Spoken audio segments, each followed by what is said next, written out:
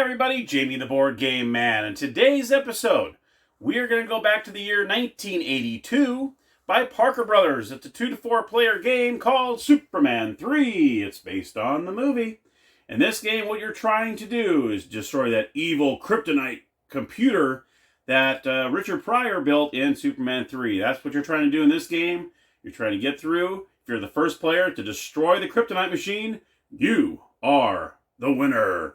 So let's head on over to the gamers table, where I'm going to show you how to play Superman 3.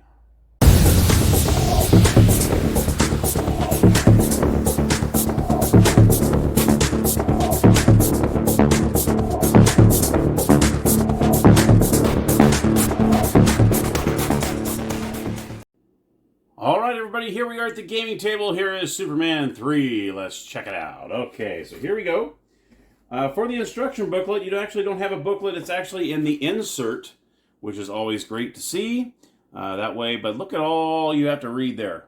I tell you, woo-wee. All right, there's a little bit to read in this game. So I'm going to try my best to describe how to play this game.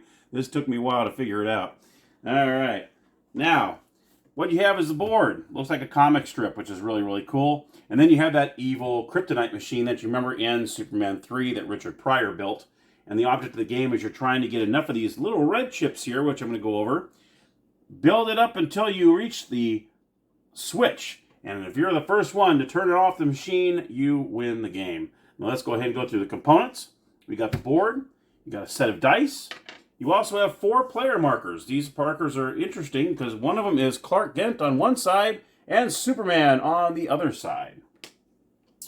You're supposed to have 30 of these red little discs, which are actually just cardboard, and 4 of these little kryptonite discs that are actually green. Now, of course, I'm missing a couple of these red ones, so I had to take a couple little poker chips here, and I'm missing one of the green ones, so I decided I had one of these little chips here. Hey, you gotta improvise sometimes. And then you have these power-up cards, which allow you to have fly, strength, and heat ray, and I'll go over those. Each player will get 3 of their corresponding color to each one of these players. So we'll go ahead and do a 2-player game. That way I can show you how this works. Obviously, you're going to go ahead and start on the start right here. So let's just say we'll have blue, which you're going to start as Clark Kent. And let's do green. We'll do red and green. Or blue and green, I'm sorry. So we're going to go ahead and put these 2 back in the box here. Now what you're going to do in this game is you're going to go ahead and lay down, as a setting up the game, all these little red circle discs you're going to put on each space on the comic strip. So let me go ahead and do that right now. Okay, so what you can see now is I have laid down a red chip on every single space. And that's what you do here. And then you're also going to place the 4 green chips on the machine. All right, and there you go. Now each one of these rows represents you trying to capture these chips, place them in the row that your color. So the blue player is going to try to build right here to get to the machine. And the green is going to start from here, and he's going to try to work his way up. So what you do in this game, you're going to start off as Clark Kent, all right? You're going to follow these arrows that are on around the board here. That tells you what direction you get to go. The blue track on the inside represents Superman. So in order for you to be able to pick up that chip in that spot, you must be flipped over on the Superman side. Obviously, the yellow is for Clark Kent. So if you are Clark Kent and you land on one of these spaces, you get to pick up that red chip. You get to place it in the row that your color is, and you also have to do what it says on the board. Okay, whatever thing you're landing on. Now, how do you flip from Clark Kent to Superman? That's probably how you're thinking. How do you do that? Well, you'll see these little pieces of kryptonite throughout the board. You got one here, you got one here. They're all throughout the board. Every time you pass over one of those, you flip. So if I'm Clark Kent and I'm going through here and I go and I pass this section right here, as soon as I pass over that kryptonite, whoop, I turn into Superman. Then I go through here, and then, I pass through the kryptonite, whoop, and I go back to Clark Kent. And that's how that works. All right. Now, what you're going to do is you're going to roll 1 die. Each player is going to roll 1 die. They give you 2, but you only roll 1 die in the game. And you're going to roll the 1 die. You're going to move that many spaces. You're going to pick up that red chip if you are that corresponding character. So if I'm Superman, I'm in the Clark Kent area, I cannot pick up a red chip if I am Superman because I am not Clark Kent. Same with Superman. You must be Superman in order to pick up a red chip.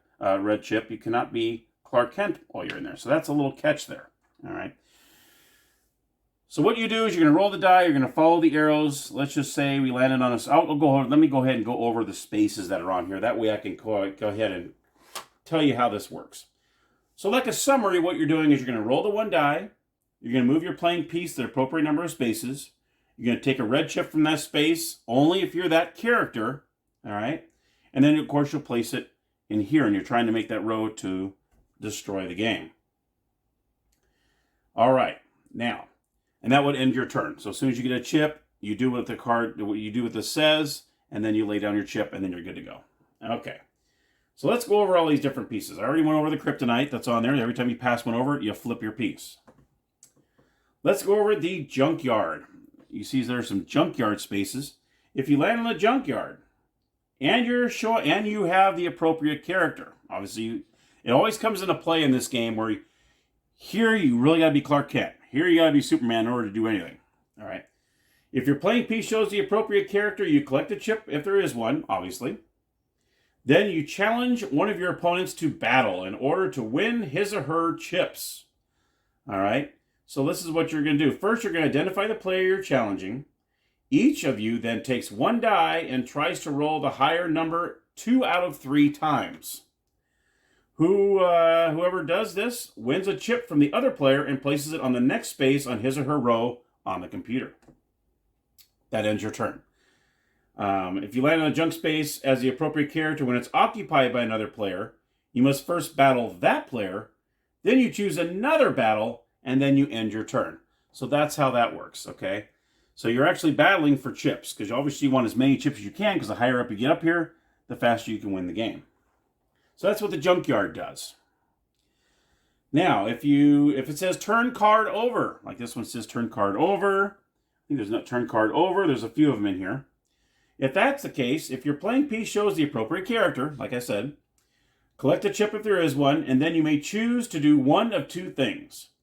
If you've used one of your power cards, which I'll go over in a minute here, you may turn it face up to use again on another turn and then end your turn, or you may turn one of your opponent's power cards face down. That player can't use that card until he or she lands on a turn card over space, then end your turn. So let's go ahead and go over these power cards. Each player will receive 3 of them to their corresponding color. You can see these are blue background, these are green-black background. You have a heat ray, strength, and fly. And you see those are the photos here. Great artwork.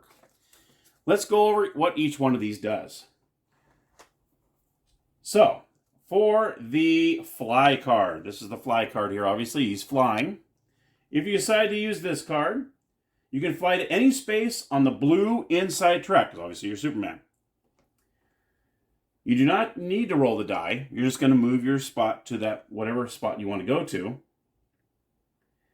And let's see, collect a chip if there is one, and follow the directions for that space, and then end your turn. That's pretty much it. Then you got the heat ray. This is the heat ray right here. If you want to use the heat ray, you can melt any kryptonite in your path. So you're going to roll the die and move the appropriate number of spaces. Do not flip your playing piece when you pass over any piece of kryptonite. So that's another thing you can do, is when you roll the dice, when you use the heat ray, you can melt any of these kryptonite and stay the same when you go through. Let's see here. If your playing piece shows the appropriate character for the space on which you land, you can collect a chip if there is one and follow directions on that space. Okay. Then you have the strength. Here is the strength power card. If you want to use this one, you can move backwards on the game board, so you can go against the arrows. Roll the die and move the appropriate number of spaces backwards against the arrow direction. You must flip your playing piece every time you pass over a piece of kryptonite. If your playing piece shows the appropriate character for the space on which you land, you collect that chip, if there's one there, and follow the directions on that space. Only one power card may be used on a turn. Once played, the card remains face down and out of play until you land on a turnover card space and choose to move the card face up and into play again. So obviously you're going to start off with these 3 face up. So you can use any of these at any time when you roll your die. So at the very beginning of your play, you're going to roll the die, and then you're going to wish Okay, do I want to use a power card or not? Then you move it to appropriate number of spaces, you take the red chip, and then you do what it says.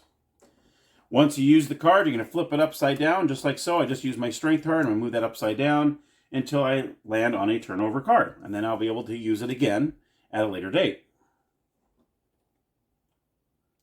Okay, let's go over the zap. Here's the zap. Zap, zap, zap, zap. Okay. What happens here, this is actually pretty cool here. This is when another player can actually try to take out some of your chips in that row. So let's just say I had taken this chip. Blue is maybe up to this point here. Green had taken a few, and green's up to this point. So every time you pick up a chip, you're going to go ahead and place it in your row, trying to get to the top of that computer. Now zap, if your playing piece shows the appropriate character, you collect a chip if there is one. You may then move one of the green rocket kryptonite chips one space forward or sideways onto any row on the computer. If you move a rocket kryptonite chip on the same space as a player's red chip, let's just say we made it as far as, let's see, let me put this here. And let's just say I'm right here. I mean, I'm literally just one away from nailing that thing. My opponent can go ahead and land on a zap card. He can take this and move it down one and take out that chip. Once he takes out that chip is out of the game, and that kryptonite circle is also out of the game. And you melted that chip and it's gone. You can either move it one space forward. So say it's right here and you're kind of working your way down to your opponent. But if you get it, you can move it sideways as well. So let's just say, well, I don't want it in my row. I'm going to move it over here. And that way, that happens there. So if he gets the next one, he can actually take out this one. Let's say you got another chip. That chip will be destroyed, but that kryptonite will also be destroyed. Okay, and that's how that works. So it kind of blows it up, so to speak. All right. If you're the first to move a rocket kryptonite chip, you may only move it forward onto one of the spaces in front of the computer, obviously, because there's nowhere to go sideways. All right. Okay, now, let's see. Go to the telephone booth. So you also have the telephone booths that are on the board. If you land as Clark Kent, you just end your turn. Nothing happens. But if you land as Superman, you collect a chip if there is one. Then you move your playing piece to one of the 3 booth spaces on the yellow track and flip your playing piece to Clark Kent. You collect the chip if there's one there. Then you end your turn. If your piece shows Clark Kent and you land on the space by exact count, you can collect a chip if there's one there. Then end your turn. So you just don't use the phone booth. You just collect the chip and that's it. And that's how that works. And that's pretty much the game. I mean, in a nutshell, that's pretty much it. You're just trying to get as many red chips as you can, trying to bring it to the top. When you hit a zap card, you can move one of these kryptonite chips down. And you got to be real strategic here because you only have 4 to play with here. Because once you landed on somebody else's chip, that goes away along with that red chip. So it's not like it just destroys it and keeps going. I mean, it destroys it and that's it. So it's out. And the first player to get all their red chips to blow up the computer wins the game. And that, my friends, is Superman 3. So let's head on over to the game room, and I'll give you my final thoughts. All right, so my final thoughts on Superman 3. Well, I'm not that sure about this game. I mean, I'm trying to think, okay, I went back to 1982, and this is a kid's game. This is actually ages 7 to 14. And look at what all I had to read to figure out how to play a kid's game. I mean, this thing is, wow. There was a lot to read in this thing. So hopefully, if you have the game and you're interested in playing it, hopefully I saved you from taking a couple Advils, because that's what it took to read these instructions and try to figure out what the heck and how the heck to play this game. I mean, I had to read this thing at least 2 or 3 times going, what? Okay, now I have to flip it when okay, oh, there's a kryptonite thing. Okay, you got to flip it over. Then if you get you turn your card away. Woo-wee! Break out that Advil, baby. So these are the instructions. A lot of instructions for every little, every little space. I mean, and you're getting red chips and putting them in a row, and then and then once the kryptonite thing hits it, it blows up. I think it'd be kind of cool if the kryptonite stayed there. it blew up the red chip and it's coming after you, but then you have to get one and push it over to another opponent's row.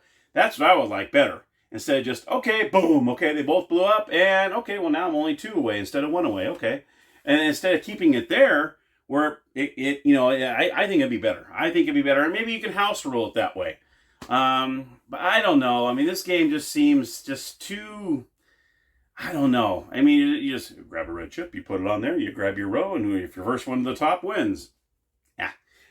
I'm afraid this is going to be my very first, ever since I've started doing the thumb reader, a thumbs down. Now, there are some cool things about it. I love the way it looks. I love the way the board, it has a comic strip look to it. I do enjoy that. I really, really do. I mean, the cards are cool, but the chips are cardboard. Components are horrible. Components are absolutely horrible. I mean, those chips, they could have made them a little better. They could have made them, I know, but then again, it's 1982. Keeping costs down. You know, it's very, very cheaply made, but I do love the way that board looks. That board looks incredible with the comic strip look.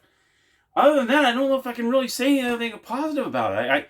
I don't like downing games. I don't like doing it, but I'm being completely honest. It's just not, it's just not, I mean, and it's luck of the roll of the dice as well. I mean, the die, it's funny because it comes with 2 dice, but you only roll 1. I don't know. But yeah, I mean, you just roll the die, you do what it says, and then a lot of these games were like that back then. You roll a move, you do what it says, you pick up the chip, you put it up, I don't know. It just doesn't seem to really flow with me very well. And my first thumbs down. I mean, maybe you think differently. I mean, feel free. We all have our opinions. So if you have the game or don't have the game, and please comment down below. I'd love to read your comments on it. I wish it was a better game. I don't know how, but I don't know. They could have done a lot better with this, because I absolutely love the Superman franchise, the originals, except for 4. Quest for Peace, I don't know why they even bothered to make that one. But Richard Pryor was great. I think it's probably my second favorite of the, I'm going to say trilogy, because 4 had no business being in there. Quest for Peace was horrible. Superman 2 obviously was the best. I know there's a board game for that one, Superman 2. I don't have that one. But Superman 3 is probably my second favorite one, because Richard Pryor was hilarious in that movie. He was so dang funny. I probably watched that one quite a few times, maybe even more than the second one, just because of the comedic part of it. I mean, he's just so funny in it. But yeah, I do like that they incorporated some of the movie in there. You have the Kryptonite machine in there. That's cool. I like how they did that, because it's based on the movie, obviously. But I just wish they could have done a lot better with it. They could have done a lot different things with it instead of having little cardboard chips, and I don't know. I mean, it's just, a couple of them were torn in there. I mean, you barely pick it up wrong, you'll bend it in half. It's like, So just not quite the game for me. But like I said earlier, feel free to comment down below if you have the game, don't have the game, that kind of thing. Let me know if you like it, dislike it, or just kind of on the fence. And that's kind of I can't really say I hate it, but I don't know. It's just not a game I think I would break out anytime soon. Just picking up chips and putting them in a row towards the top of the computer. Just not my thing. Well, thank you so much for watching, everybody. I hope you enjoyed Superman 3. And until next time, everybody, happy gaming.